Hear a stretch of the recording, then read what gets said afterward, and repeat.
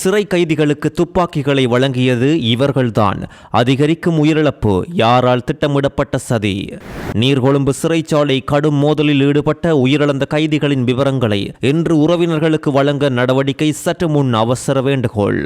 கைது செய்யப்படுவாரா கோட்டபாய ராஜபக்ச? அம்பலமாக்கிய அதிர்ச்சிகள். இனிமேலும் இலங்கையில் வாரிசு அரசியல் எடுபடாது. அன்னூறு அரசு செய்வது பழிவாங்கல் அல்ல, சட்டத்தின் முன் அனைவரும் சமம். மஹிந்த ராஜபக்சவுக்கு பிமல் ரத்நாயக்க, சுனில் ஹந்துனத்தி அதிரடி பதிலடி. ஊழல் விசாரணை கைது நடவடிக்கைக்கு மத்தியில் விஜயதாச ராஜபக்சவை நேரில் சந்தித்த ரணில் விக்ரமசிங்க. TIN நம்பரை எடுக்க நீண்ட வரிசையில் நிற்க தேவையில்லை, பிராந்திய ஆணையாளர் கொடுக்கும் விளக்கம். இனி தொடர்வது விரிவான செய்திகள். நாட்டில் மிகப்பெரிய கொடிய கலவரமாக மாறியுள்ளது நீர்கொழும்பு சிறைச்சாலையில் கைதிகளின் மோதல். இதில் இப்பொழுது கிடைத்த தகவலின் அடிப்படையில் 27 பேர் உயிரிழந்துள்ளனர். சம்பவம் குறித்து விரிவாக தெரிய வருகையில் நேற்று நீர்கொழும்பு சிறையில் 19 கைதிகளும் 7 சிறை அதிகாரிகளும் உயிரிழந்துள்ளதோடு கிட்டத்தட்ட 100 பேர் வரையில் காயமடைந்துள்ளனர். நேற்று முன்தினம் ஞாயிற்றுக்கிழமை 2 போதைப்பொருள் கும்பல்களுக்கு இடையே இந்த கலவரம் வெடித்துள்ளதே இதன் ஆரம்பம். நடந்த மோதல் இலங்கையின் அண்மைக்கால வரலாற்றில் மிக மிக மோசமான சிறை கலவரங்களில் ஒன்றாக 2 நாட்களில் மாறியுள்ளது.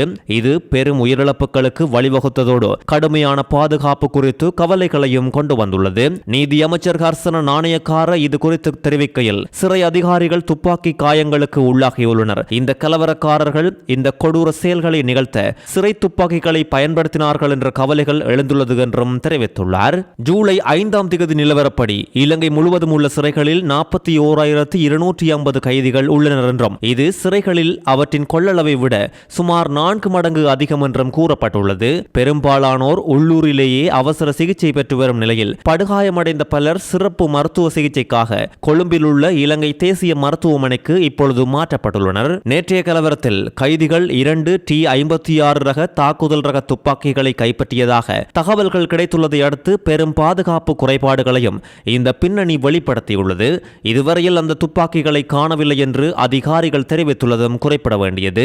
முதல் கட்ட விசாரணைகளின்படி சிறைக்குள் நடக்கும் சட்டவிரோத நடவடிக்கைகளோடு தொடர்புடைய கைதி குழுக்களுக்கு இடையேயான உள்தகராறிலிருந்து இந்த பெரிய பிரச்சனை உருவானதாக சொல்லப்பட்டுள்ளது. இந்த குழுக்களில் ஒன்று கட்டுவல்லேகம சுரேஷ் என அடையாளம் காணப்பட்ட கைதியால் வழிநடத்தப்பட்டதோடு இவர் சிறைக்குள் செயல்படும் சட்டவிரோத போதைப்பொருள் கடத்தல் வலையமைப்பில் முக்கிய பங்கு வகிப்பதாக சந்தேகிக்கப்படுகின்றார். கடத்தல் நடவடிக்கைகள் குறித்து தகவல்கள் சிறை அதிகாரிகளோடு பகிரப்பட்ட பின் பதட்டம் அதிகரித்ததாகவும், இது போட்டி நிறைந்த இந்த குழுக்களுக்கு இடையே பதிலடி தாக்குதல்களை தூண்டி இறுதியில் பரவலான வன்முறையாக மாறியதாகவும் புலனாய்வாளர்கள் கருத்து வெளியிட்டுள்ளனர். ஆரம்பத்தில் சண்டையில் 2 கைதிகள் உயிரிழந்ததோடு மேலும் பலர் மோதல்களில் இருந்து தப்பிப்பதற்காக ஞாயிற்றுக்கிழமை சிறையின் கூரைகள் மீது ஏறியுள்ளனர். பதட்டம் அதிகரித்த நிலையில் கலவரத்தில் ஈடுபட்ட கைதிகள் சிறையின் மருத்துவ பிரிவுக்குள் புகுந்து போதை பழக்கத்திற்கு சிகிச்சை பெற்று வரும் கைதிகளுக்கான மருந்துகள் மற்றும் பொதுவான மருந்து பொருட்கள் உட்பட அதிகமான அளவில் பரிந்துரைக்கப்பட்ட மருந்துகளை கொள்ளையடித்துள்ளனர். கலவரத்தை கட்டுப்படுத்தும் முயற்சியில் அதிகாரிகள் ஈடுபட்டிருந்ததால் ஞாயிற்றுக்கிழமை இரவு சிறை வளாகத்தை சுற்றி காவல்துறை மற்றும் சிறப்பு அதிரடிப்படை வீரர்கள் பணியில் ஈடுபடுத்தப்பட்டதோடு சிறை அதிகாரிகள் உடனடியாக ஆயுதமேந்திய தலையீட்டை ஆரம்பிப்பதற்கு பதிலாக ஆரம்பத்தில் பேச்சுவார்த்தைகளால் அமைதியை நிலைநாட்ட பார்த்துள்ளனர். நேற்று அதிகாலை கூரைகளில் தங்கியிருந்த கைதிகள் தங்கள் அறைகளுக்கு திரும்புவதற்கு பதிலாக கீழே இறங்கி சிறையின் பொது இடங்களில் ஒன்று கூடியதால் மிக மிக பதட்டமான சூழல் மாறாமல் தொடர்ந்துள்ளது. சிறை ஊடக பேச்சாளர் AC கஜநாயக்க, சிறை அதிகாரிகள் கைதிகளுக்கு காலை உணவை கொடுக்க முயன்ற போது காலையில் இந்த கலவரம் ஆரம்பித்தது என்றும், கைதிகளின் குழுக்களுக்கிடையே திடீரென வாக்குவாதம் வெடித்து நிலைமையை கட்டுக்குள் கொண்டுவர அதிகாரிகள் தலையிட்ட போது ஒரு பெரிய குழுவினரால் அவர்கள் கடுமையாக தாக்கப்பட்டதாகவும் கூறியுள்ளார். அதன் பின்னர் உருவான கடும் குழப்பத்தில் சிறைச்சாலையின் சிறப்பு பாதுகாப்பு பிரிவின் உறுப்பினர்கள் தாழ்வாரங்கள் மற்றும் குறுகிய இடங்களுக்குள் பதுங்கியிருந்து தாக்கப்பட்டதாகவும், அங்கு அவர்கள் தடிகளாலும் கற்களாலும் பிற பொருட்களாலும் தாக்கப்பட்டதாகவும் தெரிய வந்துள்ளது. அதன் பின்னர் 7 சிறை அதிகாரிகள் காயங்களால் உயிரிழந்துள்ளனர்.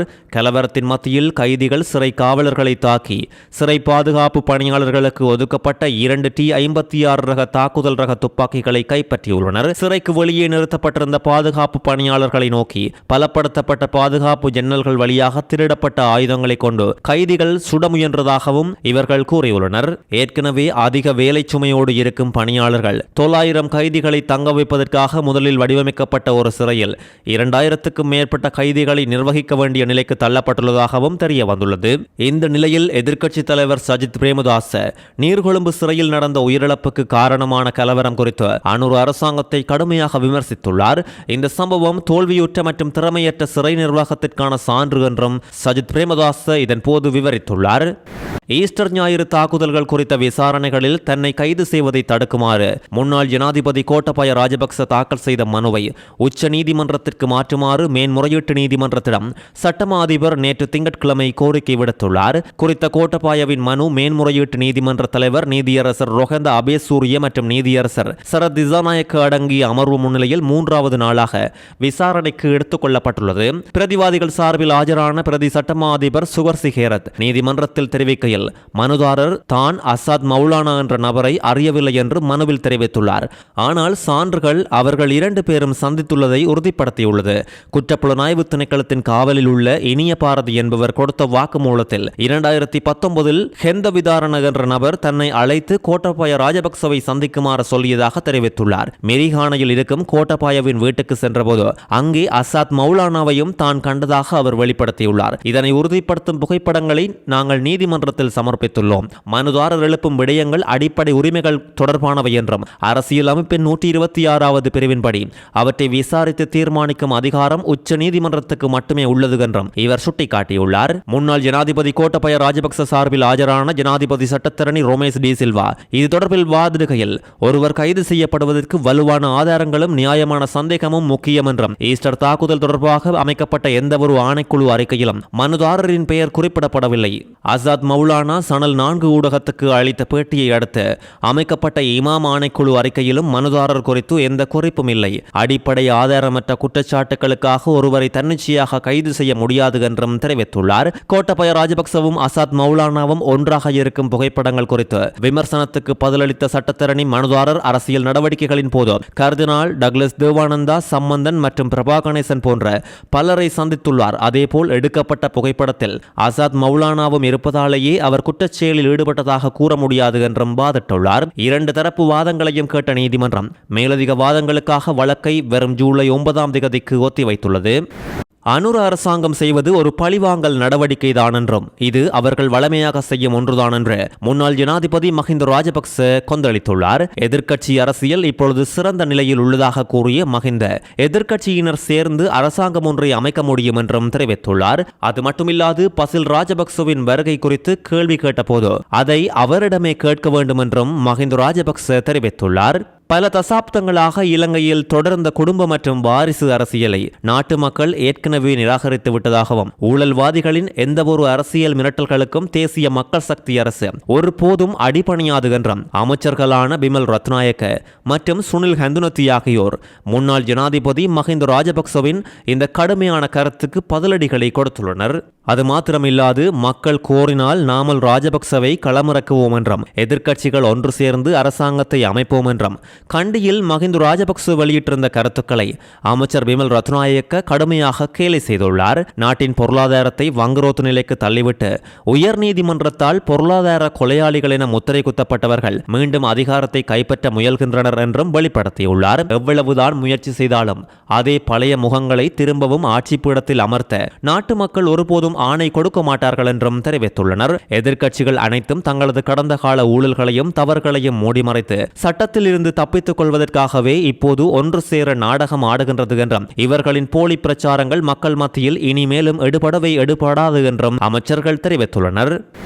முன்னாள் நீதி அமைச்சர் விஜயதாச ராஜபக்சவின் மகன் லஞ்ச ஊழல் ஒழிப்பு ஆணைக்குழுவால் அதிரடியாக கைது செய்யப்பட்டுள்ள நிலையில் முன்னாள் ஜனாதிபதி ரணில் விக்ரமசிங்க இந்த வாரம் விஜயதாசவின் வீடு சென்று நேரில் சந்தித்துள்ளமை அரசியல் வட்டாரத்தில் பெரும் பரபரப்பை ஏற்படுத்தியுள்ளது. தன்னுடைய மகன் கைது செய்யப்பட்ட அதிர்ச்சியில் இருந்த விஜயதாச ராஜபக்சவை சந்தித்த ரணில் விக்ரமசிங்க அவருக்கு தன்னுடைய ஆதரவை கூறியுள்ளார். விஜயதாச மீதான குற்றச்சாட்டுக்களை ரணில் விக்ரமசிங்க முற்றாக நிராகரித்துள்ளதோடு பாதாள உலக கும்பல் தலைவர் கரக்கட்டா முறையற்ற விதத்தில் விவகாரத்தில் பாதுகாக்கப்பட்டதாக எழுந்த முறைப்பாடுகளுக்கு பதில் கொடுத்த ரணில் விக்ரமசிங்க அவரது கைது மற்றும் தடுப்பு காவல் குறித்து அனைத்து சட்ட நடைமுறைகளும் சரியாகவே பின்பற்றப்பட்டதாகவும் அப்போதைய பாதுகாப்பு அமைச்சராக எனது ஒப்புதலோடுதான் சகல ஆவணங்களும் கையெழுத்தாகியது என்றும் இதில் தனிப்பட்ட நபர்கள் யாரும் தலையிட முடியாது என்றும் திட்டவட்டமாக ரணில் விக்ரமசிங்க தெரிவித்துள்ளார். கைது செய்யப்பட்ட ஒரு நபரை காவலில் வைப்பதும் அவரது மனித உரிமைகளை பாதுகாப்பதும் அரசாங்கத்தின் கடமை என்றும் இதில் முறையற்ற தலையீடு எதுவும் இல்லை என்றும் ரணில் விக்ரமசிங்க அங்கு கூடியிருந்தவர்களிடம் விளக்கம் கொடுத்துள்ளார். டின் இலக்கத்தை எடுக்க பொதுமக்கள் நீண்ட வரிசையில் நிற்பதை தவிர்த்து ஒன்லைன் முறையில் அதனை இலகுவாக பெற்றுக்கொள்ளலாம் என்று யாழ்ப்பாண பிராந்திய உள்நாட்டு இறைவரி ஆணையாளர் AP குணதுங்க தெரிவித்துள்ளார். யாழ் மாவட்ட அரசாங்க அதிபர் மருதலிங்கம் பிரதீபனை பிராந்திய ஆணையாளர் நேற்று சந்தித்து கலந்துரையாடியுள்ளார். அண்மைய நாட்களாக மக்கள் நீண்ட வரிசையில் நிற்பது குறித்து அரசாங்க அதிபர் தொலைபேசி ஊடாக தொடர்பு கொண்டு உரிய அறிவுறுத்தல்களை வழங்கியமைக்காக ஆணையாளர் இதன்போது தனது நன்றிகளையும் தெரிவித்துள்ளார். புதிய வங்கிக் கணக்கை திறப்பதற்கு, கட்டட திட்ட ஒப்புதலை பெறுவதற்கு, மோட்டார் வாகன பதிவு மற்றும் உரிமத்தை புதுப்பிப்பதற்கு, நிலப்பதிவு அல்லது உரிமை மாற்றத்திற்கு மற்றும் கடன் அட்டைகளை பெற்றுக்கொள்வதற்கு டின் இலக்கம் கட்டாயமாக்கப்பட்டுள்ளது என ஆணையாளர் இதன்போது சுட்டிக்காட்டியுள்ளார். அத்தோடு ஏற்கனவே பதிவு செய்திருப்பவர்கள் உள்நாட்டு இறைவரி திணைக்களத்தின் இணையதளத்துக்கு சென்று OTP இலக்கத்தை பெற்று தங்களது டின் இலக்கத்தை பார்வையிட முடியும் என்றும் இதுவரை பதிவு செய்யாதவர்கள் www.ird.gov.lk என்ற இணையதளம் மூலமாகவோ அல்லது விண்ணப்ப படிவத்தை பூர்த்தி செய்து சமர்ப்பிப்பதன் மூலமாகவோ விண்ணப்பிக்கலாம் என்றும் தெரிவிக்கப்பட்டுள்ளது. புதிய பதிவுகளுக்கான சான்றிதழ்கள் அஞ்சல் மூலம் அனுப்பி வைக்கப்படும் என்றும் மேலதிக விவரங்களுக்கு 0212217333 என்ற இலக்கத்தை தொடர்பு கொள்ளலாம் என்றும் பிராந்திய ஆணையாளர் தெரிவித்துள்ளார்.